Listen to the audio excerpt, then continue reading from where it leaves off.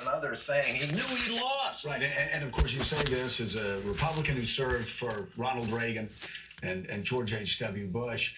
Your piece is so important because one of the things that's haunted me is the precedent that will be set if a former president is prosecuted. Yeah. Because I don't want parties in the future misusing that to go after another president. But in this case, it is a balancing act. And I love what you wrote here. It's clarifying. The tradition of not prosecuting a former president must yield to the manifest need to protect our constitutional form of government and to ensure that the violent effort to overthrow is never repeated. Both precedents are bad.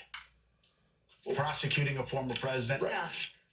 but sadly here, it seems that the precedent that would be set by not prosecuting a president who tried to overthrow American democracy leaves, I believe, Merrick Garland with no choice. I'm totally with you. I don't see how you can have someone who, the evidence is clear beyond any, in my mind, conceivable doubt that Donald Trump actively pursued a course, planned ahead, whole series of these steps which they went through in the hearing to overturn our democratic system. That happened. Yeah. And if the system isn't up to responding to that, if the system isn't able to say, well, yes, we have this evidence, we know this happened, we know the president of the United States did this, but we're going to take a pass. Right. We can't take a pass. That's about as bad a thing. I would say it is the worst thing that anyone can do to our system of government. The president would be absolutely horrific. And your colleague, Ashley Parker, was here before talking about her article, or short article saying, we'd like to think of Trump as sort of this madman, this king with no control over his emotions. When in fact, what we've seen now from the January 6th committee is this has all been planned. This has all been laid out, starting with when his lawyers told him, no, Mr. President, you've lost. You can't do anything to challenge this. He goes out, he tweets, come January 6th, it's going to be crazy. And from that point on, he and Steve Bannon and Roger Stone lay it all out. And Bannon yesterday, I must say, again, just an out-and-out confession. If Trump loses, he said before the election, election night, he's going to do some crazy, crazy things. He's not going. He's not going to concede. They said that before he lost. We should believe these people when they tell us what they're going to do, and it's what he did. And time again, Trump was told, this allegation is false. There's nothing there. There's nothing here. There's nothing there. And he would go out and nonetheless deliberately, knowing it to be untrue, talk about Dominion voting systems and switching votes and this and that, minutes after he'd been told that this is complete and utter nonsense. When I was bureau chief in South America, I covered democracies that were struggling to get their footing. And the essential problem they had was trying to reestablish the rule of law, which we take for granted here. But that's a necessary element of a healthy and functioning democracy. And I really think that's where we are in terms of what decision Merrick Garland makes. Ultimately, you have to have the rule of law.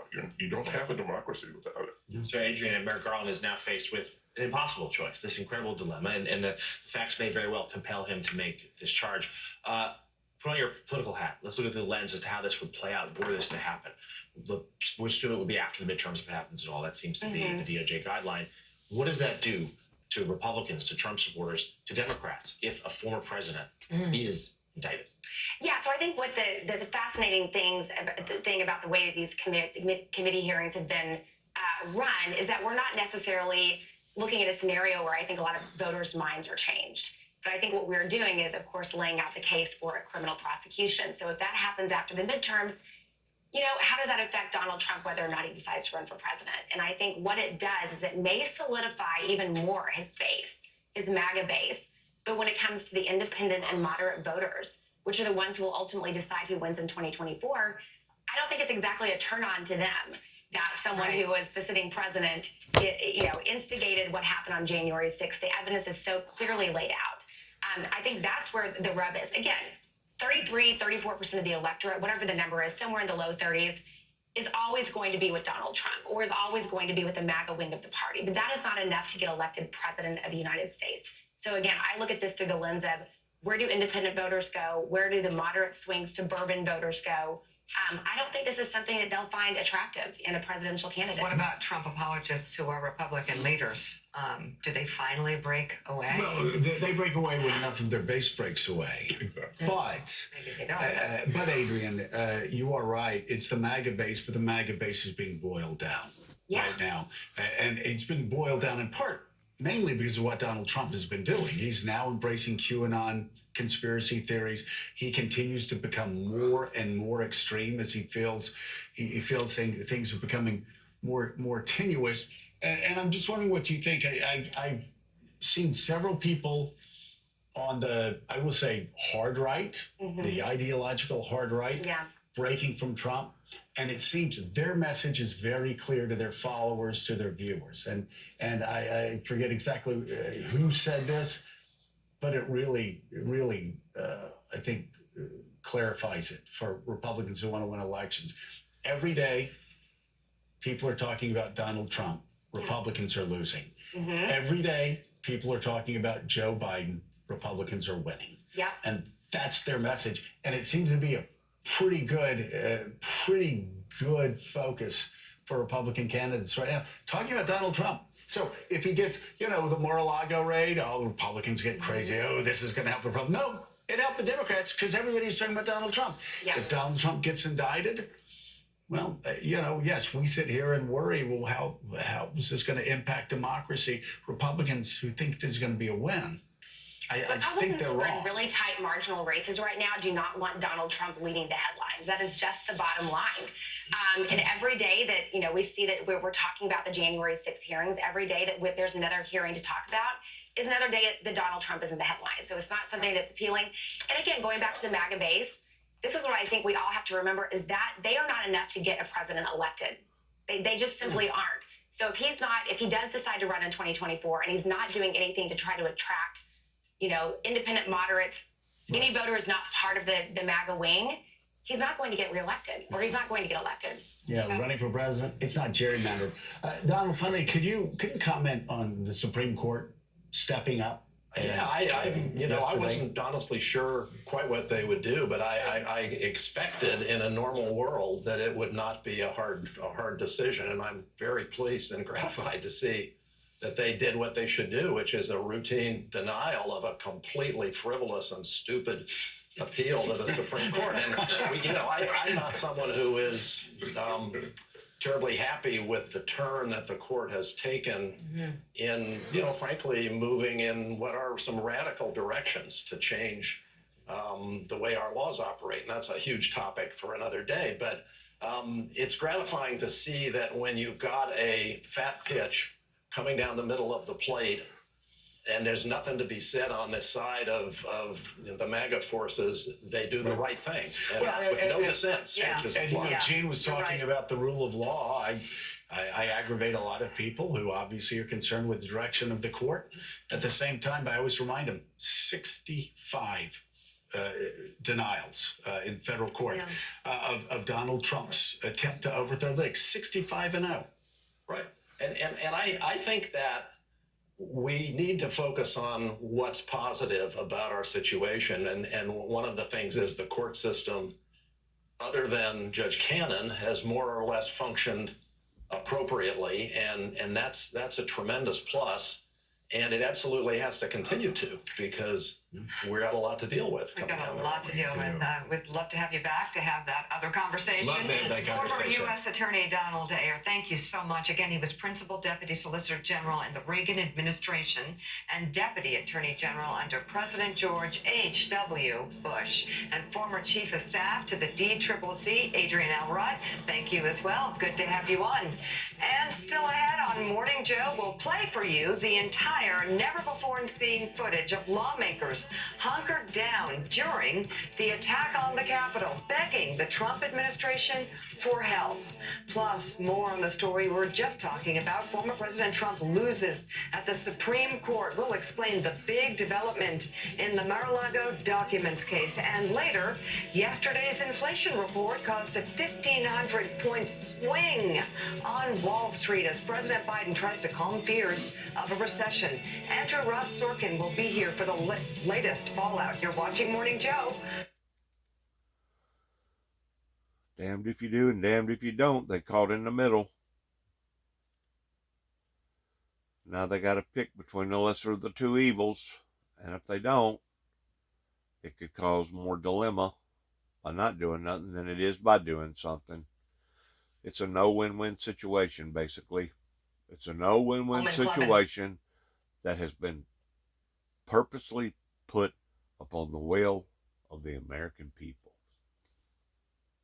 In a brief unsigned order with no dissents noted, the High Court rejected the former president's request that the special master be allowed to review the more than 100 documents marked as classified. The batch is just a small part of the 11,000 records that federal agents seized in August and concerns that Trump unlawfully kept official White House records after he left office.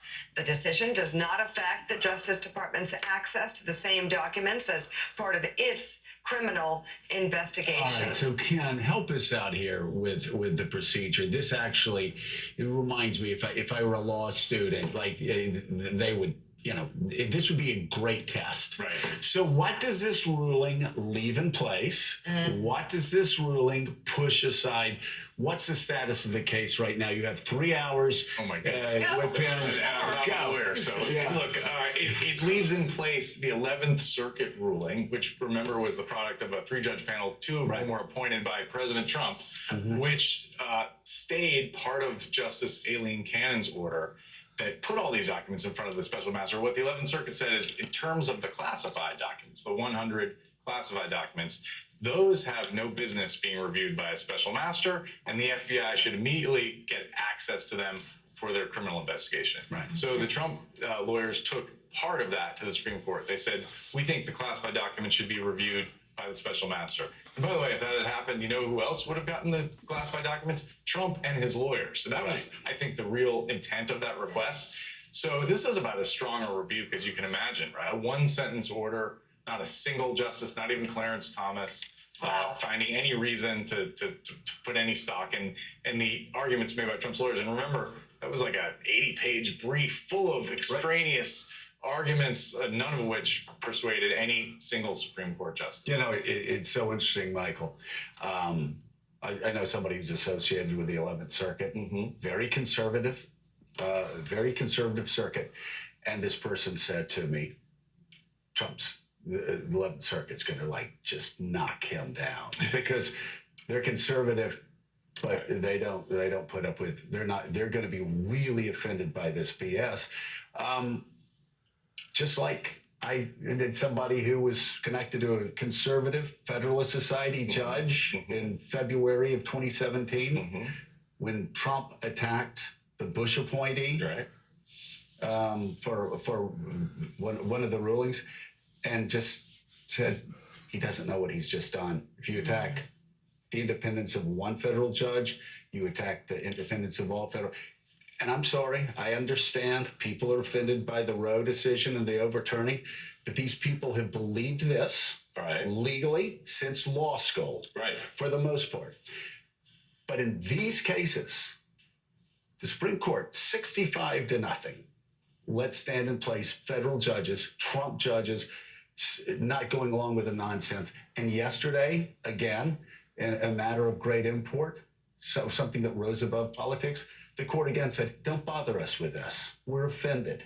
1 sentence, gone. Well, what it says, and I think very much to Ken's point and yours, is the Eileen Cannons Judge Ken, they're the aberration. They're still outside of the mainstream of judicial prudence that you hope and expect from your judges. In other words, they're going to look at the arguments that are presented to them. They're going to weigh those against the facts and the law, as they say, and they're going to rule accordingly. And you're right, the 11th Circuit is not, it's not the 9th. It's a conservative circuit, and so I know a lot of folks initially were like, "Oh my God, this is all going to be Trump lawyers sort of handing him what he wants."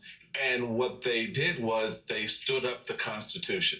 They stood up the rule of law. They applied the law to the facts and to the arguments that were being made. And then to Ken's point, they just came back with one sentence and basically said, hell no, go back home. This isn't going to work. And that's good. That's refreshing. Now, I don't know how much more strain the judicial system is going to be able to withstand in the coming months and years. But at least right now, they're holding to the constitutional lines. Coming up, more from yesterday's January 6th hearing on Capitol Hill. We'll show you that newly revealed footage.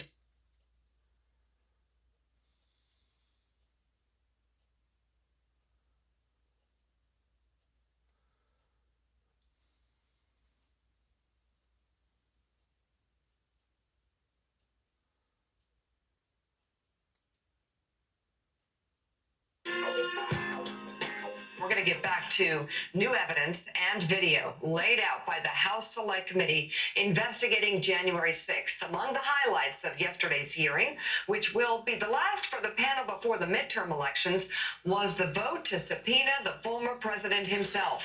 We also learned new details about Trump's premeditated plan to declare victory and got a look at never-before-seen video of congressional leaders sheltered in a secure location during the insurrection, begging the administration for help. We have got to finish the proceedings, or else it will all become restricted. Senator Schumer is at a secure location, and they're locked down in the Senate. There has to be some way we can maintain the sense that people have that there's some security or some confidence that government can function and that we can elect the President of the United States. Did we go back into session? We did go back into session, but now apparently everybody on the floor is putting on tear gas masks to prepare for a breach. I'm trying to get more information. They're putting on their Tear gas masks.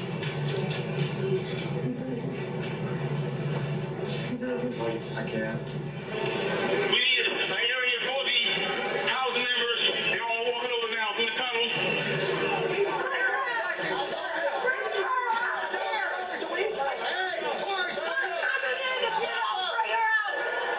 I'm going to call up the acting Secretary of DOD. We have some senators who are still in their hideaways. They need massive personnel now. Can you get the Maryland National Guard to come too?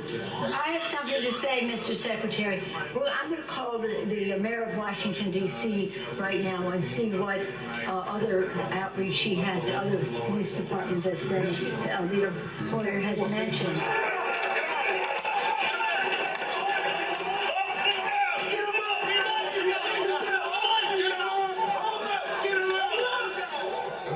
Governor, this is Nancy. Governor, I don't know if you have been approached about the Virginia National Guard. Mr. Hoyer was speaking to Governor Hogan, but I still think you probably need the okay of the federal government in order to come into another jurisdiction. Thank you. Secretary of the Army. Oh my gosh, they're just breaking windows, they're doing all kinds of, it's really, they said somebody was shot. It's just horrendous, and all at the instigation of the President of the United States. Okay, thank you, Governor. I appreciate what you're doing, and if you don't mind, I'd like to stay in touch. Thank you. Okay. Thank you. Bye-bye. Virginia Guard has been called in. You know, I'm just talking to Governor Northam, and what he said is they sent 200 state police and a unit of the National Guard. They're breaking windows and going in, obviously ransacking our offices and all the rest of that. That's nothing. The concern we have about personal harm, personal safety is it just transcends everything. But the fact is, on any given day, they're breaking the law in many different ways.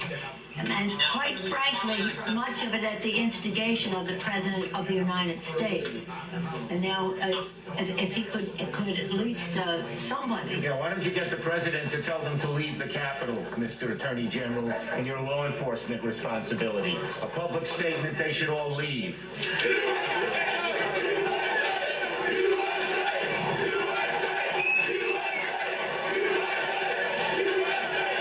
This cannot be just we're waiting for so-and-so. We need them there now, whoever you got. You also have troops, this is Steny Hoyer, troops. Okay, so we have a little bit of time to make that decision. Andrews Air Force Base. All right. Other military bases. Thank you. We Thanks, need Paul. active duty National Guard. How soon in the future can you have the place evacuated, cleaned out? I don't want to speak for the leadership that's going to be responsible for executing the operation. So I'm not going to say that because they are on the ground and they're the Or just pretend for a moment it was the Wintergone or the White House or some other entity that was under siege. And let us say you can logistically get people there as you make the plan.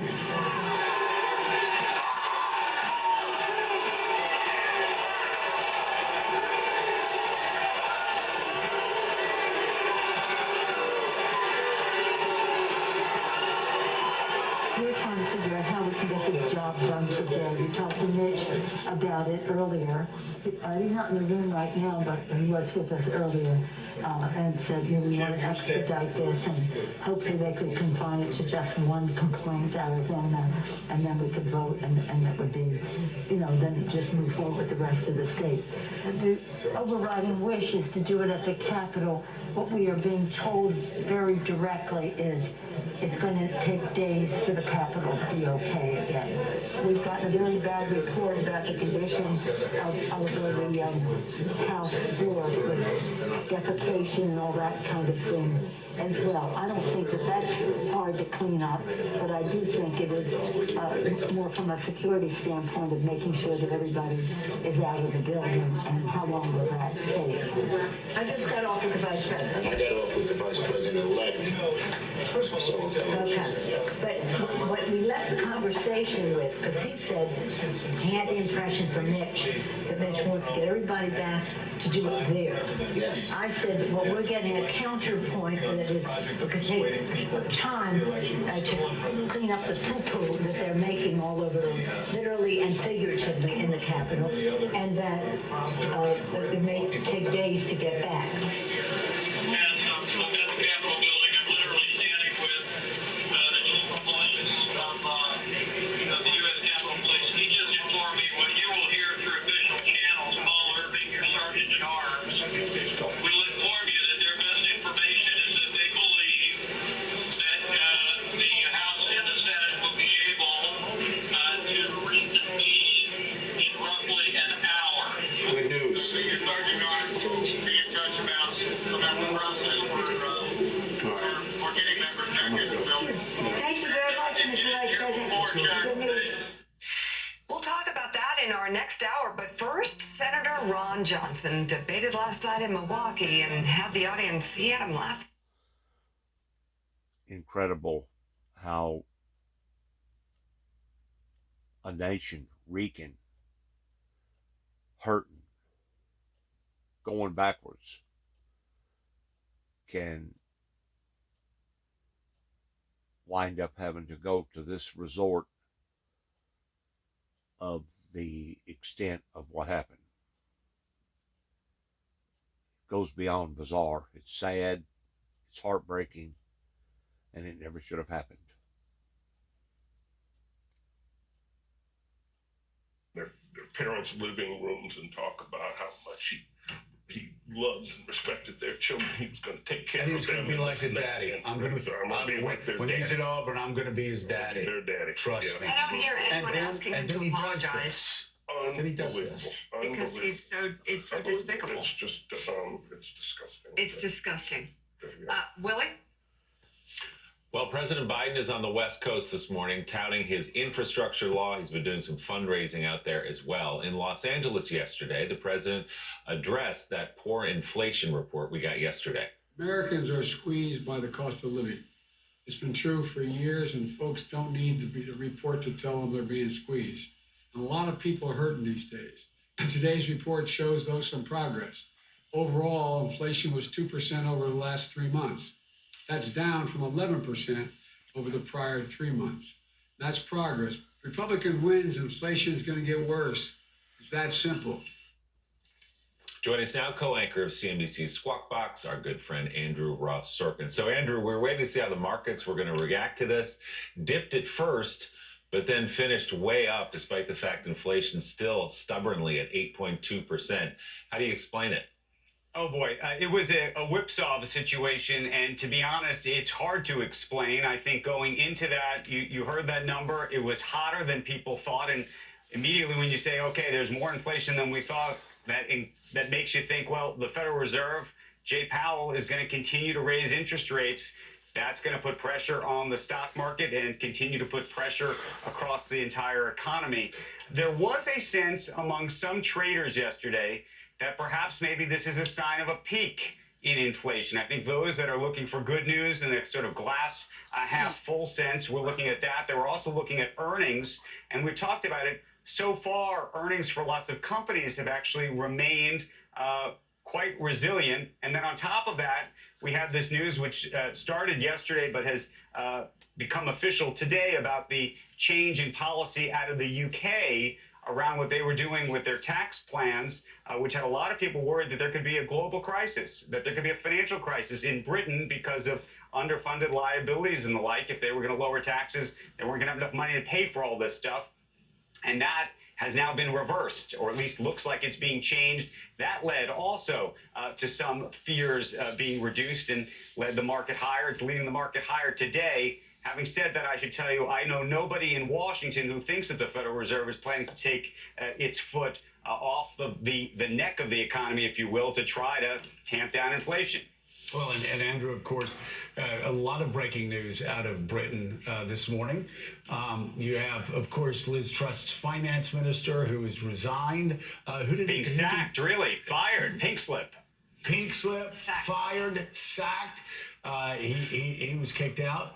Also, the tabloids. I was shoved this by Jonathan Lemire. The tabloids are now trying to guess. There's Liz Truss speaking right now, and perhaps the shortest premiership in British history. But the question right now is, will Liz Truss outlast this lettuce? And you see actually Liz Truss, a picture of her, and a head of lettuce. And the question is, how long is she going to be able to survive this chaos? You know, she was trying to be Maggie Thatcher, but it's 2022. It's not 1979. And she's trying to actually implement an even more aggressive version of Thatcherism. It's more like Reaganism. But again, America in 1981 could absorb those sort of deficits. Great Britain today just can't, can they? It's hard to think they can, and when you think about sort of the things that you might do if you're conservative in a sort of supply side-ish way, in terms of trying to lower the cost of things, in a moment of inflation, oddly enough, it can do the opposite, which is why you saw the pound fall and why you saw costs in that country rise. It became almost impossible for lots of people to even get mortgages. So, you know, right now, I think there's a moment of credibility for the UK that's at stake. Whether she remains in that post or somebody else comes in, I think it's too early to tell. But from an economic perspective, the sort of supply side thoughts that have worked in certain cases, and I know there's debates about whether they've worked, but to the extent that they have historically, might not work in this instance, in this moment. Yeah, well, I believe they have in certain instances, but Great Britain right now just doesn't have the ability to absorb that kind of debt. And obviously, even Liz Truss has figured that out. CNBC's Andrew Ross Sorkin, thank you so much. Gene, it's really shocking what a mess she has created in just a few weeks. In such a short time. I mean, and you know, she came in, and I guess I was naive. I thought my expectation was that she would come in with pretty garden variety Tory policies, right? And you know, Boris Johnson, you know, for all his many flaws, did seem to understand the economy. He raised taxes when he needed to get through COVID and to, you know, to fund all of the things he needed to fund. I mean, and that kind of went against his ideology, but it was practical. And so I think it was just a shock to see the Conservative Party in Britain behaving in a way that was so irrational and so sudden. It's like overnight, we're doing this radically different economic theory, and to expect, you know, in one of the most important economies in the world, and you just saw the result, the pound, you know, plunging, and all this concern about British debt and would they be able to service it, and it was just an absolute mess. It's still a mess. It's still volatile, and she's going to either right the ship or they're going to have to get somebody else in to steer. I mean, that's just the way it is. All right, up next, NBC's Keir Simmons spoke exclusively this morning with the president of Belarus, one of Russian President Vladimir Putin's closest allies. Keir joins us next with that report. Morning Joe will be...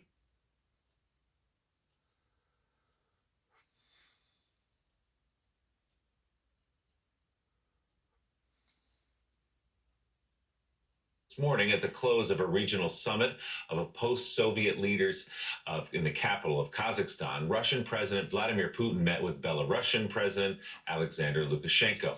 The close ally of Putin warned the West not to force Russia into a corner amid its war on Ukraine. NBC News senior international correspondent Keir Simmons joins us live from Kazakhstan.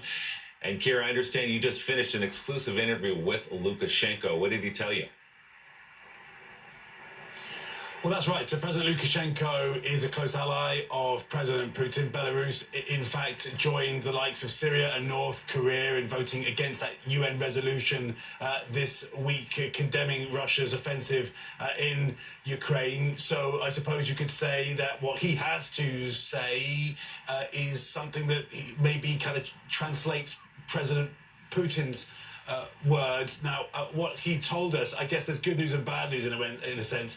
What he told us, he seems to row back from the idea that President Putin would use nuclear weapons. But the explanation that he gives is that President Putin doesn't need to because he has such firepower, he wouldn't need to use nuclear weapons.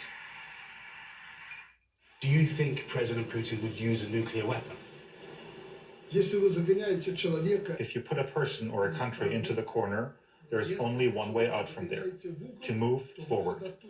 That's why you don't cross red lines. You cannot cross them. Within the last couple of days, Russia made strikes on Ukraine with high-precision weapons in response to the Crimean bridge attack. You probably noticed that it was powerful, but it's not everything. Russia, and I know this for sure, possesses the most modern weapons. And you don't need nuclear weapons. Russia will cope without nuclear weapons. And President Putin, speaking here just in the past few hours, has said that he sees no need for more widespread attacks against Ukraine at this stage. So that is interesting because I think what President Lukashenko may be pointing to is the fact that, for example, Russia has the equivalent of a B-52 bombers that could bring more firepower, if you like. I think that might be one of the reasons why Ukraine is urgently asking for air defense and the West is urgently rushing to try to provide more air defense. Just another piece of news from the interview, by the way, Willie, with President Lukashenko. There is this question of whether Belarus would now get more involved in the offensive in Ukraine on Russia's side. He says we're not killing anyone there and we're not planning to kill anyone. We have no intentions to get dragged into it. Willie? I guess we'll take that as reassuring, one of the last to stand at the shoulder of Vladimir Putin throughout this war. NBC News chief international correspondent Keir Simmons from Kazakhstan this morning. Keir, thank you. Coming up next, key moments from last night's gubernatorial debate in the state of Michigan. We'll bring them to you, and Morning Joe comes right back.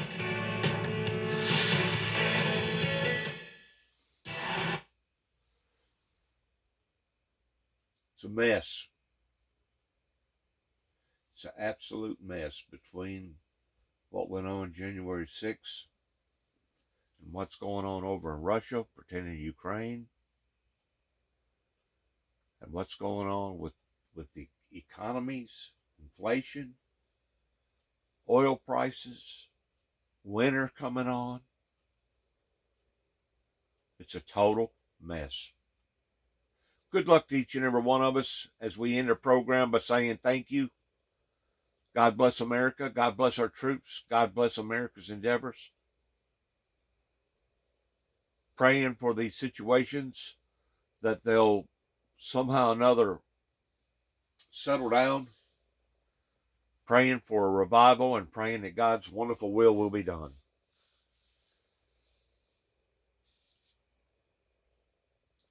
In the name of the Father, the Son, and the Holy Ghost, we want to say thank you and good luck to all of us, and shalom.